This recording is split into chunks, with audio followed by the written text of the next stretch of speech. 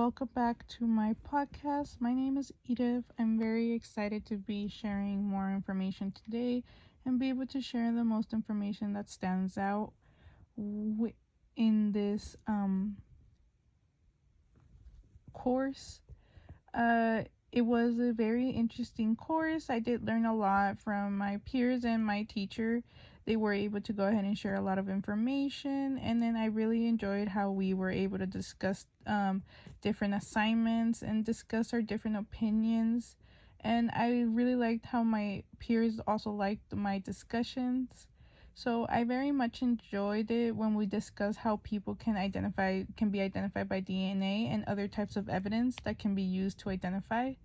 Because of the different methods and how technology has advanced, there has been many ways that can be identified, especially when it comes to cases where police have to investigate other people and investigate suspects in order to go ahead and identify them, especially when it comes to um, when when people get abused, or also when there is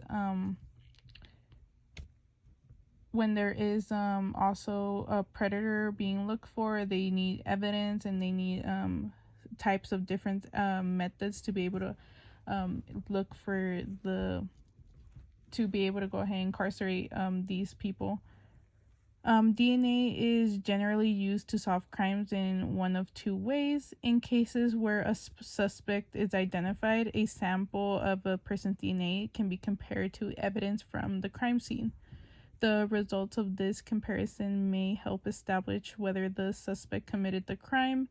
In cases where a suspect has not yet been identified, biological evidence from the crime scene can be analyzed and compared to offender profiles in DNA database.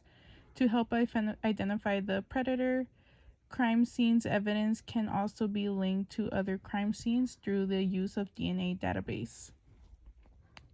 I learned about physical evidence, biological evidence, and trace evidence, and impression evidence, and different types of evidence that are used to find criminals and other suspects. This is very important to what we're going to go ahead and discuss, what I'm going to go ahead and relate to what we just are talking about, because basically where we try to go ahead and find the suspect, especially when it comes to police, FBI, or any other people, you want to look for the main source, and you want to look for different types of evidence to be able to find your suspect. What I'm going to discuss has more to do with individual evidence, because there was a lot shown in the story that I'm going to discuss related to DNA evidence and research, especially, well, it has to do with police, and then it has to do also with sexual being abused, and also being taken advantage.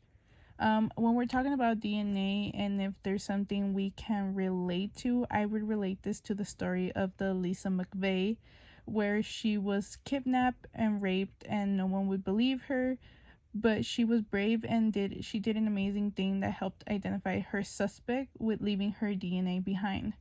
In the movie Believe Me, The Abduction of Lisa McVeigh, which portrays the real life story of when Lisa was abducted, they portray in the movie how she was kidnapped and she was grabbed. She grabbed evidence for in case her kidnap would let her go. She focused on the lefts and rights when the kidnapper was driving from when she was abducted. Counted 22 stairs with green carpet where she was taken. She focused on her surroundings and was able to feel his face and identify his face. When she was in the car with the kidnapper, she bit a part of her finger, which left blood in the seat. That's where she left a trace of blood on the car. Also, when she was in the restroom of the kidnapper, she placed the fingerprint on the mirror. That way they could identify that she was actually there and she wasn't lying. At first, the police did not believe her because she was just a teenager. They thought she just escaped from home and she was just trying to have fun with other teenagers. But then another police officer was under an investigation where they were trying to find a serial killer, which the suspect that raped Lisa was the serial killer. The police officer went ahead and interviewed her and asked her questions, which he switched out her clothes to have her she switched out her clothes to other different clothes, which they examined the clothes, which they found able to find red fibers from the suspect's car. At the end of the movie, they used all of the evidence that Lisa shared, where they were able to catch the suspect 12 days later from her abduction. This story is actually real life. It's actually it's actually true. You can actually watch this on YouTube, or you can actually look it up on Apple TV. It's called Believe Me: The Abduction of Lisa McVeigh, and she still lives up to until this day, and she's a police officer at the Tampa Police in Florida. I really recommend watching this movie because not only is it very interesting, but it also teaches a lot about the different types of evidence. But not only that, it also teaches us, the girls, to be able to be more precautious of our surroundings and avoid these situations.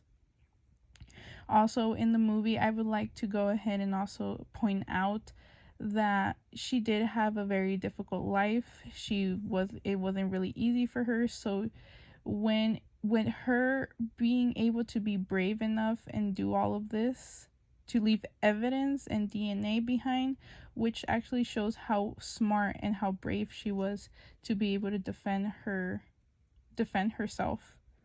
I really believe that she's someone that we should look up to, and we should actually look at her as a role model because she did escape from a really hard situation, which in the end was able to survive, and she's actually doing very much better now.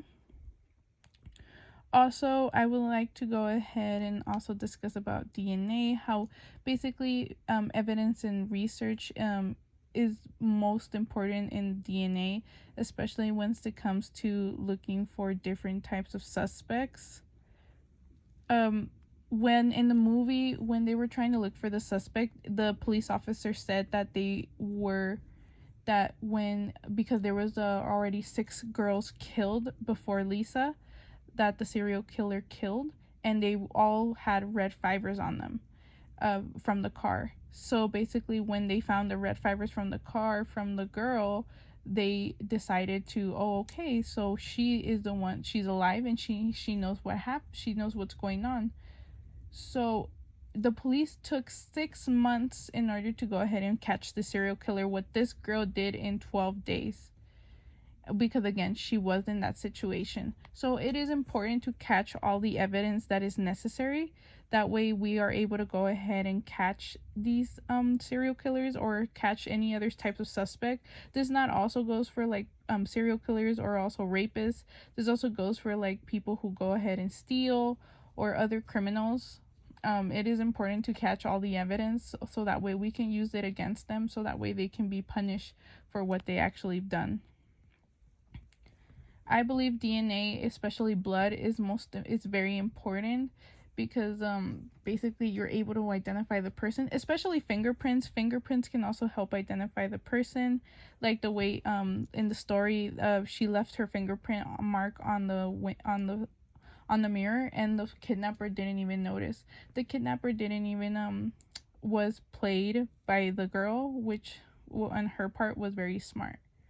Overall, it was a very interesting story to talk about, and especially when it comes to DNA and evidence and research, because this movie shows a lot about that. And I'm very excited that I was able to share this today with you guys. So thank you very much, and I hope you all have a great day.